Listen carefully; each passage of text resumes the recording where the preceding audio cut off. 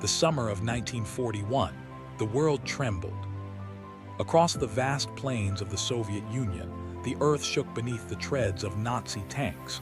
Villages were consumed in fire, skies roared with Luftwaffe bombers, and millions were thrust into terror overnight. Entire families were ripped apart. Cities that had stood for centuries crumbled in weeks. But in the heart of this storm, a different kind of thunder would rise, not from artillery, but from the crack of a rifle in the hands of a young woman. Her enemies would whisper her name with dread. Her allies would speak it with reverence, and history would never forget her. She was no general, no commander of armies. She was a student, a daughter, a historian in training, until war forced her into the role of hunter. Her rifle would write her story in blood and steel, and as her tally climbed into the hundreds, even the German high command took notice. Her name was Lyudmila Pavlichenko, but to the world, and to every Nazi unlucky enough to enter her sights, she became Lady Death. This is not just the story of a sniper.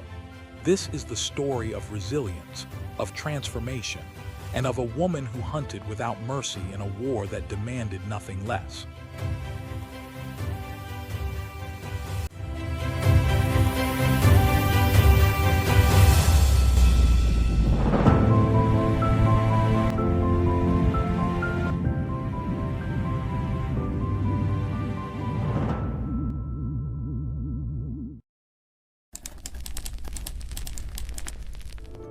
Lyudmila Pavlichenko was born on July 12, 1916, in the small Ukrainian town of Bielotserkva. The Soviet Union was still young then, scarred by revolution and civil war. Life was harsh, opportunities scarce. But from childhood, Lyudmila stood out, not for brawn, but for intellect and stubborn resolve. Her father worked as a government clerk. Her mother was a school teacher. Education was a priority in their modest household, and Lyudmila embraced it with vigor. She devoured books on history, enthralled by tales of battles long past. The deeds of warriors and the rise and fall of empires fascinated her. She once wrote, "I wanted to understand why people fought, what made them sacrifice everything for a cause." At 14, her family moved to Kyiv. For many, the bustling capital was intimidating, but for Lyudmila, it was an opportunity. She thrived academically, but to help support her family, she took a grueling factory job grinding metal. Her hands toughened, her patience sharpened. The work was punishing, but it forged resilience. It was also in Kyiv that she stumbled into fate. Looking for a challenge, and perhaps an escape from the factory floor, she joined a local shooting club. Here, for the first time, she held a rifle, and it felt natural, almost destined. The calm required to steady her breath, the precision of lining up sights, the stillness before the trigger pull, she excelled immediately. Soon she was out shooting her male peers, her instructors astonished by her unerring accuracy. By the late 1930s, Lyudmila was a history student at Kyiv University, pursuing her dream of scholarship. Her notebooks were filled with notes on medieval Europe and Russian empires. She envisioned a life of archives and manuscripts, perhaps teaching in quiet classrooms. But in 1939, the world began to fracture. Hitler's Germany devoured Poland, sending shockwaves through Eastern Europe. By 1941, with Operation Barbarossa, the storm reached the Soviet Union. Over 3 million Axis troops surged across the borders in the largest military invasion ever launched. Towns were annihilated, millions displaced. The Red Army, unprepared and overwhelmed, reeled under the onslaught. For Lyudmila, history's call was no longer academic, it was personal. She was 25, still in university, when the Nazis invaded. She had a choice: remain a scholar or take up arms. For her, there was no hesitation. She marched into a Red Army recruitment office and demanded to serve as a sniper. The officers scoffed. A woman, a sniper, ridiculous. They told her to become a nurse instead, but Lyudmila refused. To prove herself, she demanded a test. On the firing range, under skeptical eyes, she took aim. One target fell, then another, then another. Perfect shots. Silence followed. At last, they handed her a Mosin-Nagant rifle. Her training was intense, crawling through mud, blending with rubble, controlling her breath for hours while waiting for the perfect shot. She learned to become invisible to make the battlefield her hunting ground. By the time she finished, she was not the history student she had once been. She was something new, something forged in necessity. Her first deployment was Odessa, August 1941. The city was under siege. Artillery rained fire, buildings collapsed, and civilians fled in terror. For Lyudmila, there was no turning back. From the ruins, she took her position. A German soldier entered her sights. She inhaled, exhaled, pulled the trigger. The man fell. "It was him or us," she later wrote. "I chose us." That first kill stayed with her. The shock, the weight of the decision, but it also steeled her. In just 2 months at Odessa, she recorded 187 confirmed kills. Officers, scouts, machine gunners, each one struck fear into the enemy and bolstered the morale of her comrades. Odessa eventually fell. Lyudmila and her unit were evacuated, but her legend was only beginning. She had proven herself not just a sniper, but a weapon of resistance, and the Germans were starting to learn her name.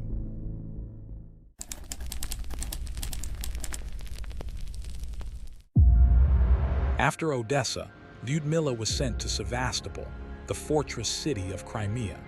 The Nazis wanted it badly.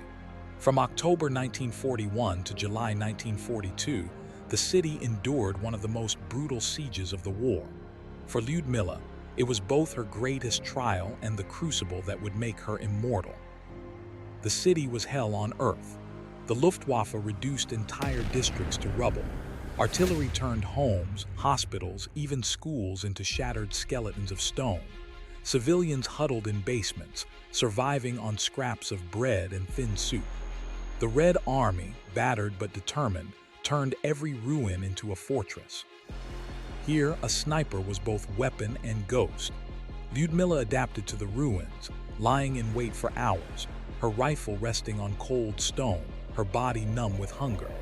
She targeted high-value enemies, officers who gave orders, machine gunners pinning down troops, artillery spotters who threatened Soviet defenses.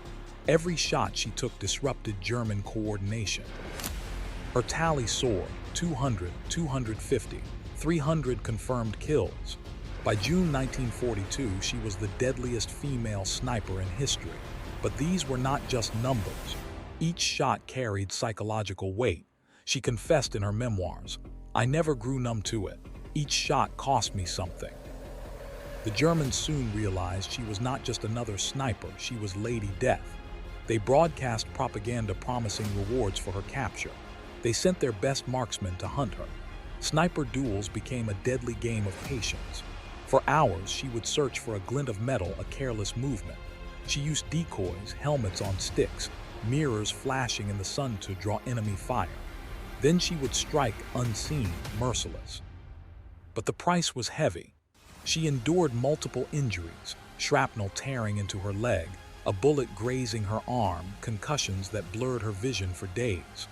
Hunger gnawed at her, cold pierced her bones, exhaustion haunted every step, yet she refused to leave. To her comrades, she was more than a sniper. She was inspiration. Soldiers whispered her name as a source of strength. Civilians believed she was protecting them from the shadows. A fellow sniper recalled, "She was like a ghost. Hours of silence, then one shot, one German down. We all looked up to her, even the men who once doubted her." Her reputation became a weapon of its own. German soldiers dreaded venturing into the ruins. Officers cowered, knowing Lady Death might be watching. Even when she trained new snipers, many of them women, her presence was electrifying. She taught them patience, discipline, and cunning. Don't rush the shot. Let the enemy come to you. But Sevastopol was relentless. By July 1942, after months of bombardment, the city fell. Lyudmila was evacuated by submarine, scarred, weary, but alive. She had survived the inferno. Her tally, 309 confirmed kills. She was no longer just a soldier. She was a symbol, a living legend of resistance, resilience, and merciless precision.